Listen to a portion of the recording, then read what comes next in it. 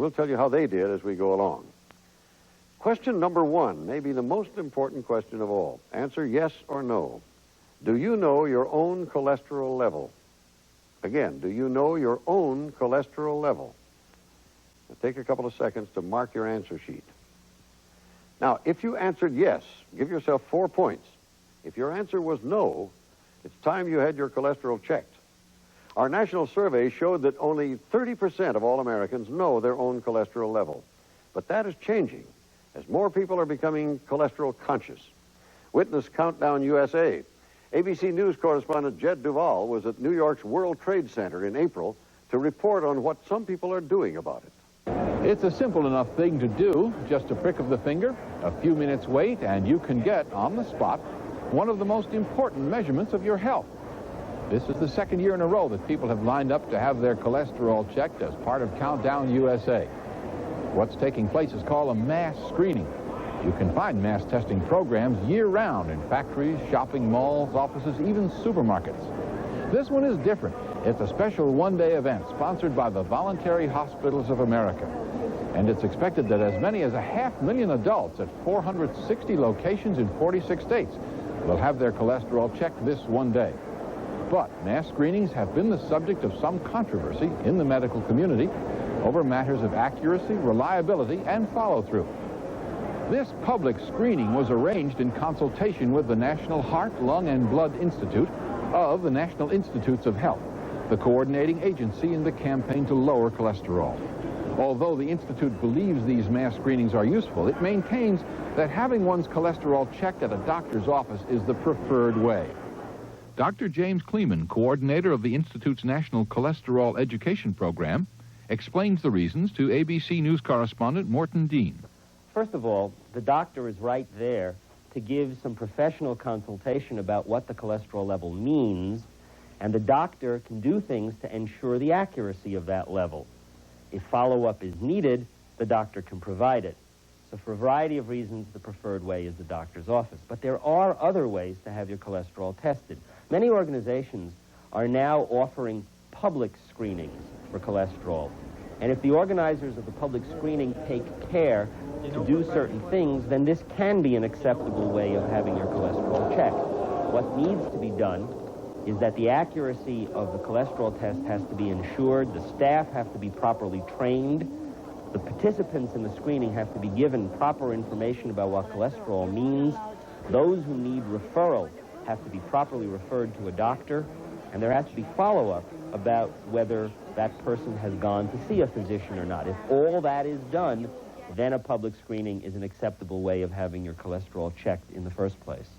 Suppose I haven't had my cholesterol checked, and I hear about cholesterol as a potential problem. When should I do it? Right away, or is there no time factor involved? Question number 2 on the National Cholesterol Test is multiple choice. If you've never had a cholesterol test, you should get one, A, immediately, B, the next time you see your doctor. Again, if you've never had a cholesterol test, you should get one immediately or the next time you see your doctor. The answer is B, next time you see your doctor. Having your cholesterol checked is not a medical emergency, although it's very important. If you have a high cholesterol level and you lower it, you can reduce significantly your risk of a heart attack. But it's not an urgent matter. The next time you see your doctor, ask about your cholesterol level and have it checked. If for some reason you're not going to see your physician anytime in the next year, then it might make sense to schedule an appointment and have it checked. What should my cholesterol level be? Question number 3 is true or false. Doctors recommend you keep your cholesterol level below 200. Again, doctors recommend you keep your cholesterol below 200. True or false? The answer is true. Well, a cholesterol level of under 200 is called desirable. And if people have cholesterol levels under 200, that's obviously terrific. Levels of 240 and greater are called high blood cholesterol, and levels in between 200 to 239 milligrams per deciliter are called borderline high blood cholesterol. The lower, the better. The higher the cholesterol, the higher your risk of heart disease. So I've been tested, and I'm told that my cholesterol level is below 200. When should I have it tested again? Question number 4. If your cholesterol level is below 200, you don't have to be tested for another 5 years. True or false? Again, if your cholesterol is below 200, you don't have to be tested for another 5 years. The answer is true. If your level is below 200 milligrams per deciliter, then you can wait to have it checked again in 5 years. But if your level is 200 or greater, then there are certain steps that need to be taken. The first thing to know is that it takes more than one cholesterol test to know what your true level is, because cholesterols vary within an individual. So you really need to take 2 tests and have them averaged. If your average is 240 or greater, then your doctor is probably going to want to do further tests. If your level is in the borderline, 200 to 239, then we have to ask some questions about what other risk factors you have. If you're in the borderline zone with coronary disease already established, or with 2 or more of the other risk factors for coronary disease, either being of the male sex, or having hypertension, or a smoker, or diabetes, or a family history of early heart disease, or serious overweight, if 2 or more of those are present, then even though you're in the borderline zone, you're going to be treated like the high group, which means the doctor is going to want to do further tests. If you're in the borderline zone without coronary disease and without 2 or more of those other risk factors, then you will be asked to follow a diet to get your cholesterol level lowered, but you won't need to be followed by a physician. Well, now that we know more about testing for cholesterol, it's time to see what you know about what cholesterol is and how it affects us. We turn to a past president of the American Heart Association and chairman of the Department of Medicine at Baylor College of Medicine. ABC medical correspondent George Strait raised our next question with Dr. Antonio M. Gatto, Jr. in Houston. Dr. Gatto, what is cholesterol? Question number 5 is multiple choice. Cholesterol is A, a form of sugar, B, a mineral, C, a fat-like substance. Again, cholesterol is a form of sugar, a mineral, a fat-like substance. The answer is C. Cholesterol is a fatty substance that is present only in animal tissue. It's an important constituent of cell membranes. It's also important because our adrenal glands and the ovaries and the testes make hormones from cholesterol. If you didn't have cholesterol in the body, your cells would fall apart. When there's too much cholesterol in the blood, for reasons we don't completely understand, there is a form of injury to the artery. This causes the artery, the cells in the wall of the artery to begin to grow and proliferate, and they produce a structure called a plaque, which causes blockage and interferes with blood flow. Ultimately, the plaque becomes ulcerated, platelets, clotting factors from the bloodstream collect on the surface of the plaque, form a blood clot, and then you have a heart attack or coronary thrombosis. Question number 6. The cholesterol in our blood comes only from the food we eat. True or false? Again, the cholesterol in our blood comes only from the food we eat. The answer is false. No. In addition to food, the body makes cholesterol. In fact, most of the cholesterol that is in the blood is made by the body. About 60 to 80% of the blood's cholesterol is made in the body. The other 20 to 40% comes from the food in the diet. Is there really such a thing as good cholesterol? Question number 7 should be answered yes or no. Is there such a thing as good cholesterol? Again, is there such a thing as good cholesterol? The answer is yes. Yes. Cholesterol can be divided into 2 basic fractions. One is carried by substances that are called a good cholesterol, HDL, which stands for high-density lipoprotein. The other is carried by substances called the bad cholesterol, LDL, or low-density lipoprotein. The higher the level of the HDL, the good cholesterol, the lesser the likelihood of having an early heart attack. I don't want to be too simplistic about this, but I have this view of HDLs as being kind of like a Pac-Man running through your veins, gobbling up bad cholesterol. Is that about right? Yes, we think that's approximately correct. At least it's a useful way of thinking about HDL. The LDL, or bad cholesterol, brings the cholesterol to the arteries, to the blood vessels, and deposits it there, damages the blood vessels. The HDL tends to act as a salve and protects the blood vessels against the bad cholesterol, and at the same time chews up some of the cholesterol that is in the blood vessel and takes it out of the blood vessel and back to the liver so the body can get rid of it. Before we go on, there's a tape I'd like you to see. Our animation didn't really do justice to the way plaque builds up in the arteries. What you're about to see is brief, but it may make you queasy.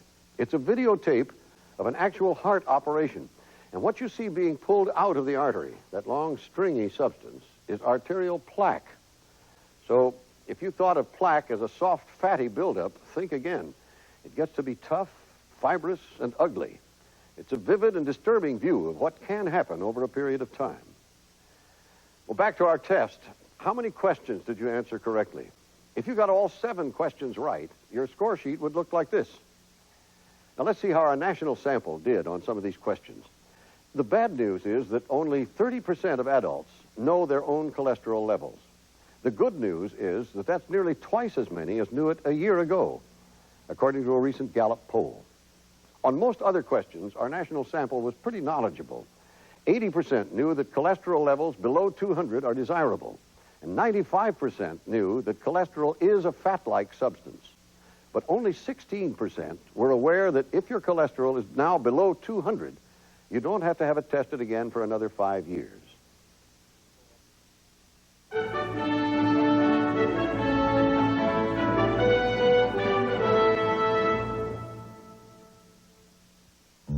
A perfect size 6. So how can she eat like that? And still be a size 6? Oscar Mayer baked ham is less than 25 calories per delectable slice. Someone here already knew that. So go ahead. Less than 25 calories a slice. She looks great. And that outfit wouldn't lie. If she eats one more thing, I'll scream. Oscar Mayer oven-roasted turkey is just 25 calories per luscious slice. Someone here already knows that. So go ahead. Just 25 calories a slice.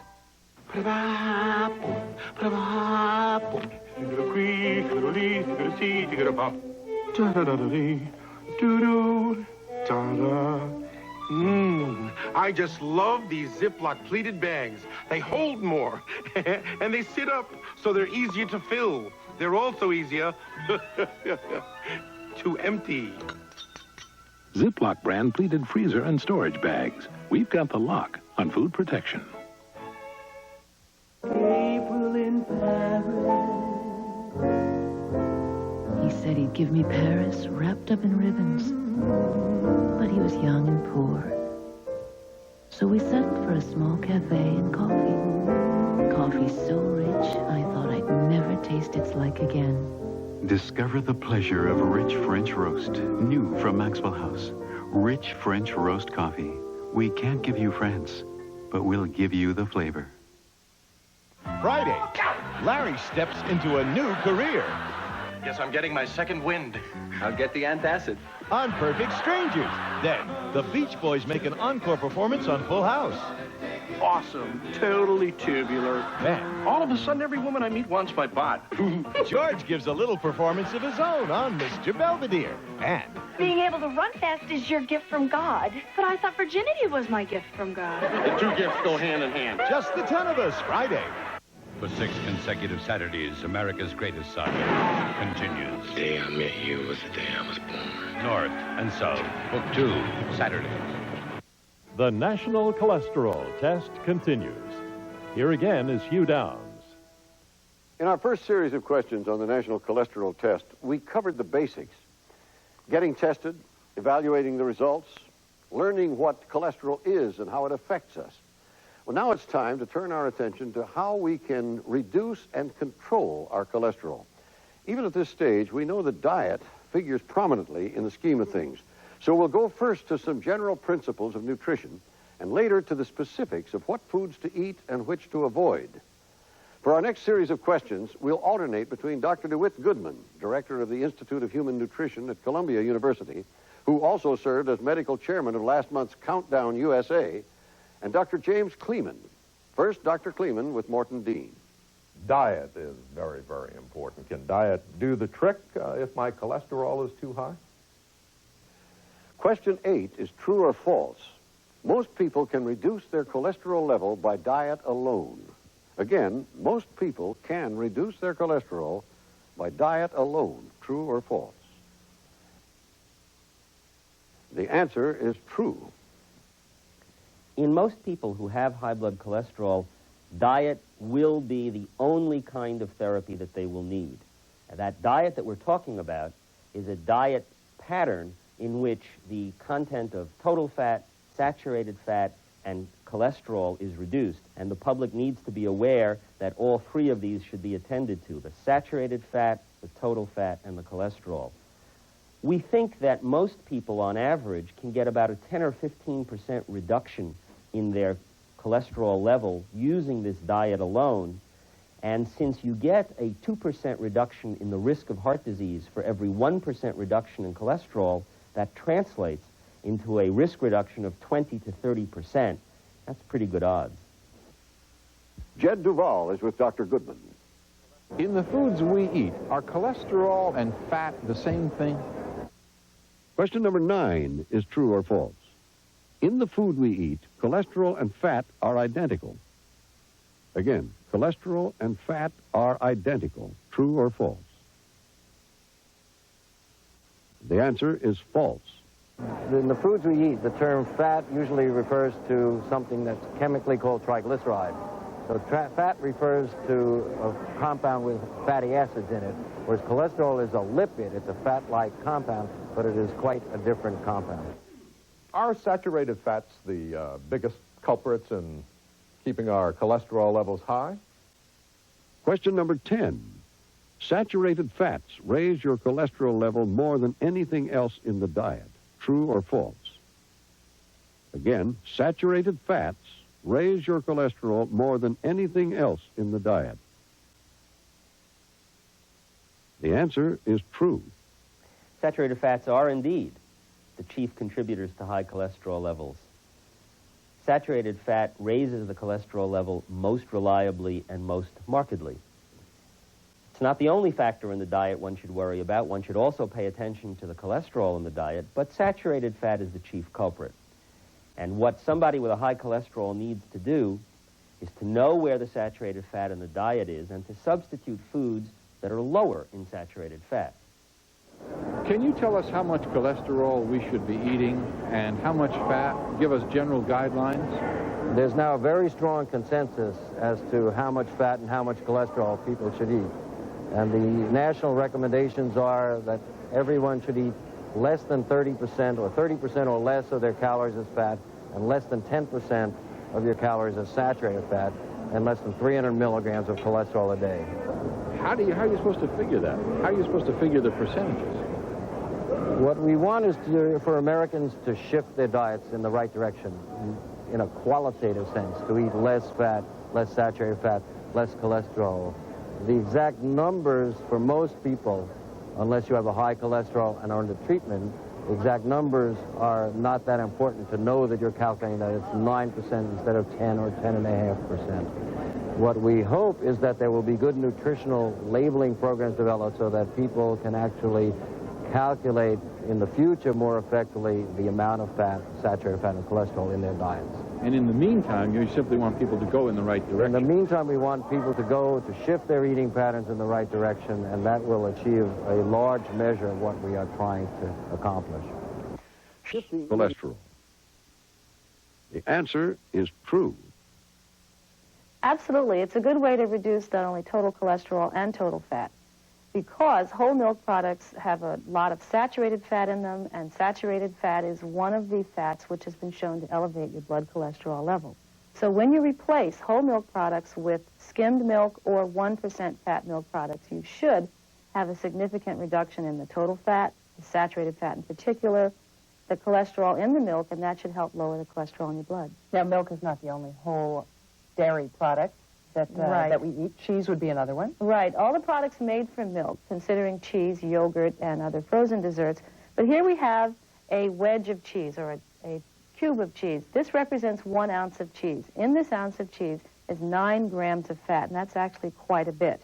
If you're going to eat cheese, you really should eat it as though it were meat. Otherwise, look for low-fat cheese products in the store. Where do eggs fit into the equation? Well, if you're aiming for no more than 300 milligrams of cholesterol a day, and an average egg, depending if it's medium, large, or jumbo, could be anywhere from 210 to 240 or so. Try to keep your eggs down to about 3 to 4 yolks per week. All the egg white you want, because the egg whites are fat-free and almost pure protein, very high in protein. What about eggs in baked goods? I mean, they're in most baked goods. Does it mean you have to limit your breads and so forth? Well, most breads don't have much, if any, egg at all. But a pastry product like a cake or cookie does have egg in it, maybe 1 or 2 eggs per recipe. Now, the problem with a baked good is really not the egg in it, because there's about 230, 220 milligrams of cholesterol per egg, and that's divided by maybe 1/12 of a cake. But it's really the amount of fat that goes into the recipe in the baking of the cake or the cookie. And there's where you want to limit your intake of pastry products because of the fat or shortening that's in it. Let's talk about fish. Should we be eating more fish? Question number 12 is a 4-part question, 1 point for each part. In each case, we'd like you to choose whether you should eat more or less of the following foods in order to lower your cholesterol. First, should you eat more fish or less fish? More or less? Next, should you eat more hamburger or less hamburger? Pizza. Should you eat more pizza or less pizza? And chicken. Should you eat more chicken or less chicken? The correct answers are more fish, less hamburger, less pizza, and more chicken. We should be eating more fish. We should be eating any variety